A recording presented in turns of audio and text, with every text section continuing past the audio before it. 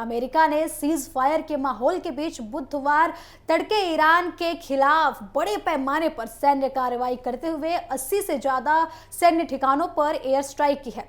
अमेरिकी central command के अनुसार ये कार्रवाई होर्मुज स्ट्रेट से गुजर रहे 3 व्यावसायिक जहाजों पर हुए हमलों के जवाब में की गई है, जिनके लिए अमेरिका ने ईरान को जिम्मेदार ठहराया है। जवाब में ईरान ने दावा किया है कि उसने बहरीन और कुवैत में मौजूद अमेरिकी सैन्य ठिकानों पर संयुक्त मिसाइल और ड्रोन हमले किए हैं। हालांकि इन जवाबी हमलों से हुए नुकसान की अभी तक पुष्टि नहीं हो सकी है, लेकिन आपको बता दें कि अमेरिकी सेना के मुताबिक एयर स्ट्राइक में ईरान के air defence system, command and control centre, तटीय रडार नेटवर्क, सतह से हवा में मारने वाले मिसाइल प्रणाली और anti ship missile system, drone launch system और होर्मुज स्ट्रेट में तैनात IRGC की 60 से अधिक सैन्य ठिकानों को निशाना बनाया गया है। अमेरिकी अधिकारियों का दावा है कि इन सैन्य ठिकानों का इस्तेमाल अंतर्राष्ट्रीय समुद्री मार्ग से गुजरने वाले जहाजों पर हमलों के लिए किया जा रहा था।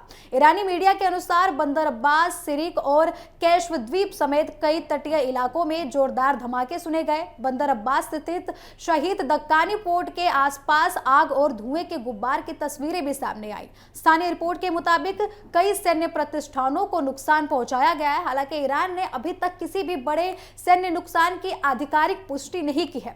अमेरिकी कार्रवाई के कुछ घंटों बाद IRGC ने जवाबी सैन्य अभियान चलाने का दावा किया। संगठन के अनुसार बहरीन स्थित अमेरिकी फिफ्थ फ्लीट मुख्यालय और कुवैत के अली अल समेल एयरबेस सहित कुल 85 अमेरिकी सैन्य ठिकानों को मिसाइलों और ड्रोन से निशाना बनाया गया। हालांकि अमेरिका, बहरीन और कुवैत की ओर से इन दावों की पुष्टि नहीं की गई है।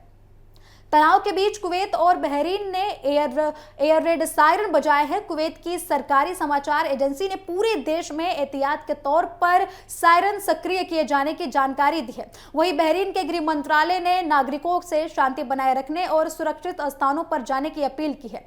दोनों देशों ने तत्काल किसी भी बड़े नुकसान या फिर हमले की आधिकारिक पुष्टि अभी तक नहीं की है। अब इस पूरे घटनाक्रम की शुरुआत होर्मुज में 3 तेल टैंकरों पर हुए हमले से जुड़ी बताई जा रही है। अमेरिका का आरोप है कि इन जहाजों पर हुए हमलों के पीछे ईरान का हाथ था।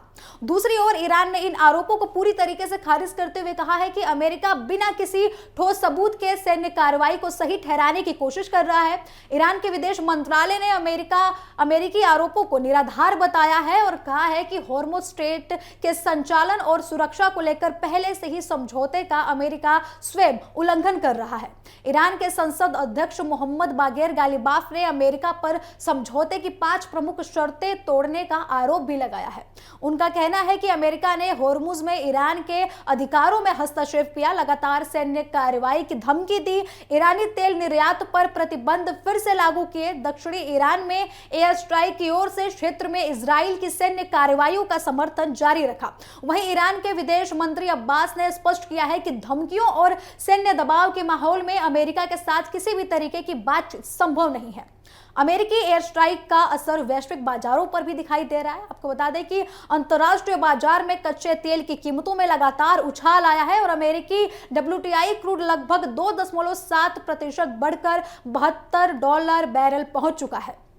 विशेषज्ञों का मानना है कि यदि होर्मुज में तनाव और बढ़ाव अगर और भी ज्यादा बढ़ता है तनाव, तो वैश्विक ऊर्जा आपूर्ति प्रभावित हो सकती है, क्योंकि दुनिया के बड़े हिस्सों का तेल इसी समुद्री मार्ग से निर्यात होता है।